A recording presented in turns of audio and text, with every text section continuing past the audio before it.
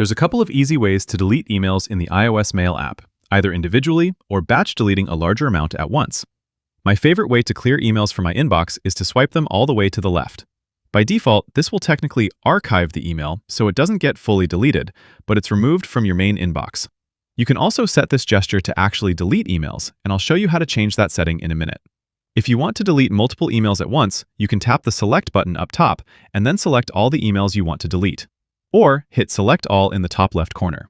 Then, tap the folder icon on the bottom of your screen and choose where you want to place these emails. In this case, we're going to put them in the trash. Your emails will remain in the trash and later get deleted automatically, and how long that takes depends on your email provider. Most providers automatically clear the trash after 30 days, and you can also clear it manually if needed. If you want the swipe gesture to delete emails, we can change that in the settings. We'll go to Settings first and scroll all the way down to Apps. Then, find the Mail app from the list and then go to Mail Accounts. Pick the account and go to Account Settings.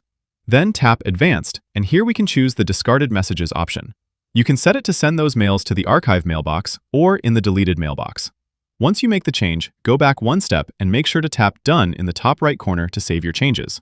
Now when I swipe something to the left in my inbox, I see a red trash icon flash on the right side, indicating that this message is getting swiped to the trash.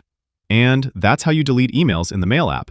Click that like button if this helped you and subscribe for more easy guides like this.